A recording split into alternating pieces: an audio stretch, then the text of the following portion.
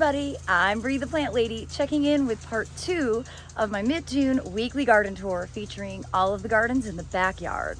You can see behind me, I have turned on a sprinkler. We are incredibly dry here in central North Carolina. We're absolutely in a drought.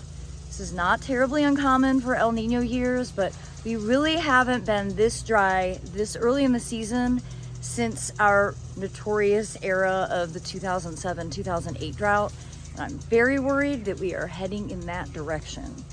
I would expect to be this dry in August, not June. The thing is, we've been dry since August. So giving you this bit of information so that you don't feel like you're crazy if you think your garden is drier than usual, because it is. Of course, other parts of the country are literally washing away, which is terrible. I wish we could just even it all out and give everybody like an inch a week. If I was in charge of the weather, that's how it would work. But I do want to give everybody the warning in central North Carolina, probably need to start watering more than usual, especially water your trees more deeply so that they don't struggle as temperatures start to get to be what are fairly normal for us at this time of year, where we're in the mid to upper 90s every day, and at night our temperatures are in the mid to lower 70s. So we don't have a huge temperature differential and the plants don't really get to stop respiring. So without further ado, let me turn this camera around so that you can see all of my wilty plants and maybe not feel so bad about how your gardens look. Well, times like these make you really appreciate succulents, and as you can see, mangave, aloe, kalanchoe, dickia, all of these plants, no problem dealing with the drought. Nothing's wilted, everything looks awesome. But then I pan over there and you see a very wilty Miss Sayori hydrangea, and it's a beautiful plant. I am gonna run the sprinkler over here and that'll perk up, but really not drought tolerant at all. And you know, these are things that are important considerations when you're planting gardens, to put your hydrangeas in areas where you do have easy access to water. You know, you compare that to this mangave that did make it through the winter season, and well, it's not wilting, it looks great. Obviously, I have a lot of seed stuff, the spring cottage garden stuff still to clean up in here, but that's okay. It'll get done when I come home. And what I'm most fascinated by is this huge stand of Phlox paniculata that is in full flower now, earlier than ever. It's just so amazing, and because of this location, this gets more water than the ones that are planted out front. Got easy access to hoses here, with lots of annual beds that get watered on a regular basis.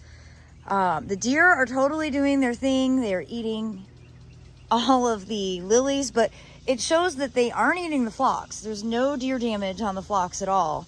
They're just eating the tips of every tiger lily. Go figure. You know, this isn't really the main time for swallowtails, at least in my garden. That's usually August.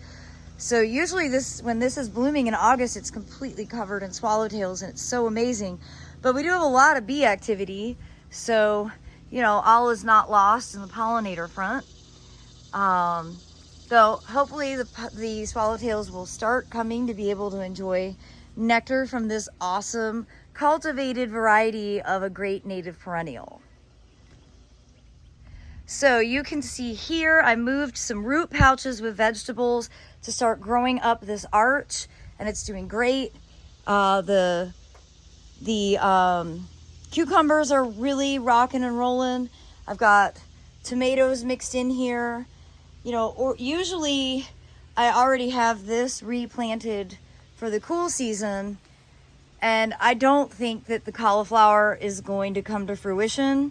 I let this go too long without nutrients, and well, then I didn't treat it with BT as often as I needed to, and you can see the cabbage worms are still active on here, eating absolutely everything. So when I get back from this trip, we're gonna go ahead and rip this out and get it replanted with more cucumbers and tomatoes for the summer so that the arch will be completely covered.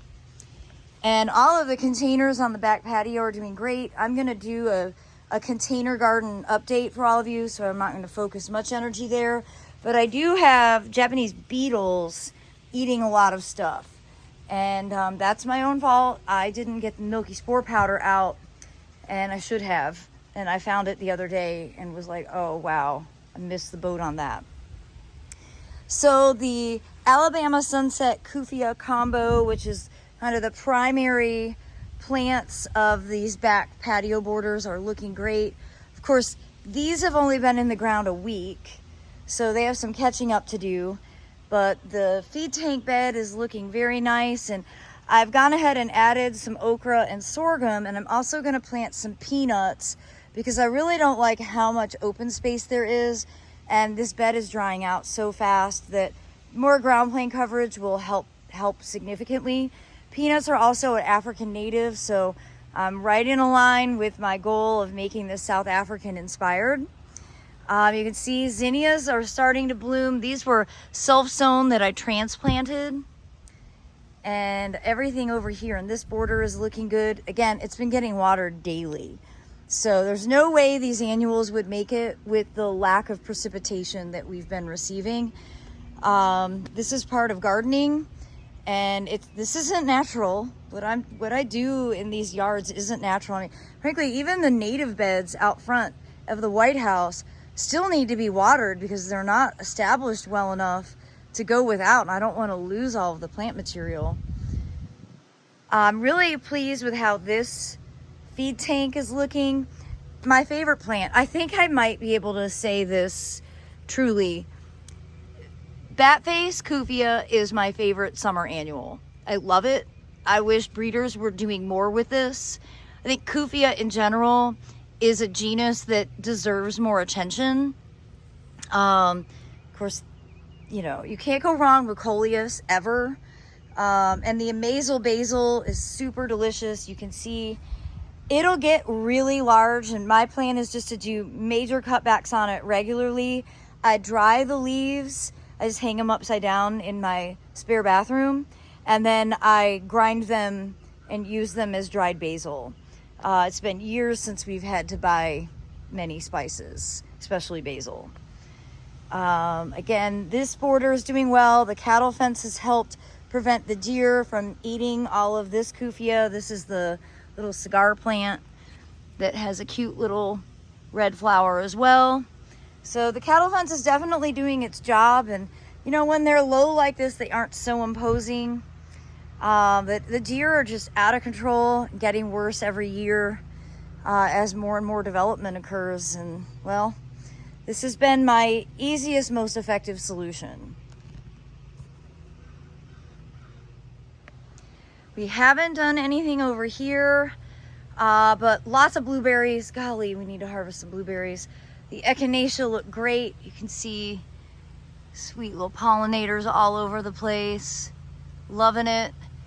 And I did want to show you something that I think is very special. So here are carrots, okay? That is a carrot flower. You can see the foliage is broad, dissected. Now, for years, I have been tossing Amy seed into this border and never getting it. This is the first year I'm getting it. This is Amy. And you see the flowers are very similar to carrots, but they're bigger and they're like more circular. The foliage is quite different. It's much denser. They do look distinctly different. So carrot is Daca and this is Amy. So two differences in genera. And we haven't cleaned up this bed. We have a lot of seeds to collect, but amazingly, those giant poppies that were given to me from England are actually still in bloom. I have never had papaver somniferum blooming in June, especially with no water, but here they are. This is getting to the stage of like, oh my gosh, it's so messy and gross, but it'll be really easy to clean up once we get our bodies over here and start collecting the seeds and then pulling out all the spring stuff and be able to start replanting for summer. really focusing on more drought tolerant things because it's just going to get out of control the amount of water that we may have to be applying. Well, the sunflowers just keep on going, and I need to sow more sunflowers so that we'll have some blooming for the late summer and fall. But these have definitely fulfilled all of my dreams, and even better that they were self-sown and I didn't even plant them. I just get to enjoy them. And there's a lot to be said for your garden doing its job. And along the garage here, you can see this border is really filling out quite nicely. That yarrow, this awesome Nephofia, snapdragons, echinacea, ornamental grasses, asters, catnip, naturally. I did cut back catnip around the corner. Still got California poppies blooming. We've got some seed to collect and clean up. We've made a major difference here surrounding the greenhouse, and posted a video earlier showing the process for getting this all done, and I'm really quite happy. We've got peppers and eggplants planted here, and I probably will add some zucchinis in some of the open spaces. I just have to get the seed out of the refrigerator. But overall, I'm really excited to start harvesting from this area. And you know, some of these peppers have been in earlier, so they're nice and tall. And well, lots of different vegetable combinations. If you're wondering what the white stuff is, that's diatomaceous earth, and I highly recommend putting that at the base of all of your cucurbits, including squash, zucchini, cucumbers, pumpkins, because that will deter or really eliminate the squash vine borer issues that so many people, including myself, deal with. I also had questions about these pots, which, you know, are like perforated. And I got these years ago from my dear friend Noel Weston, who's since passed away. But I looked them up, and they're called pond pots. And actually, of all places, Chewy sells them. So I ordered 2 just to see what they'd be like, how different they are. But if you Google pond pots, these are really good, especially when you're growing in compost, because they have good airflow and good drainage, and they're big enough that you can grow a bunch of plants in it and they don't have to worry about the root competition. We also got this side of the greenhouse cleaned up and, you know, replanted for summer. We're finally watering these poor raspberries and blackberries, and they're recovering pretty quickly, so hopefully we'll get some fruit. The figs are doing well, and there is a nice set of fruit on it right now, so with any luck we'll actually get to harvest. I have 2 more lavenders. These are both new varieties from Peachtree Farm, Sensational and gosh, something else. I know I have the labels, but I'm running out of time. I need to get to the airport, so I'm not going to look. But pleased to see they're alive and doing well. They're a little crowded and awkward looking, but that's okay. I'm going to cut the flowers off to use inside anyway. The last remaining blueberry, this is powder blue, starting to produce ripe fruit. First one I've eaten. It's very good. Tastes a little weird because I still have toothpaste, but I did reconfigure these pots last week, and I'm quite pleased with how they are doing. Of course, the succulents, easy peasy. Probably just need to put more energy into succulents as I grow older, because all these vegetables are really high maintenance. The tomatoes, though, are doing really well. These are all part of that dwarf program. And they're not like that dwarf, but they are smaller than a typical heirloom indeterminate. Yeah, these pot combinations look really nice. They do get watered every day. They will wilt if they don't get watered. But I'm really pleased to see so much fruit set. It's very encouraging. And same thing with these eggplants, which I've been harvesting and eating. And because we still remain hot and dry with very low humidity and no rain, the petunias look better than ever. I have never had petunias, frankly, live this long, let alone look this beautiful. So I'm really enjoying them, not taking it for granted. I would rather get rain and have the petunias die, but if this is the one benefit of this horrible climate that we're experiencing right now, I guess I'm just gonna enjoy this one little aspect of it. I hate living in drought, period. Well, everybody, I hope you enjoyed part 2 of my weekly garden tour here in Fuquay-Varina, North Carolina, as we are getting through the middle of June. I certainly look forward to sharing another update with you next week, and I do hope that you'll tune in to watch all of our videos as we continue to make progress transitioning the garden from spring to summer. Well, I'm wishing you all the best. Keep your fingers crossed for some rain, and thanks so much for watching, everybody. Happy gardening.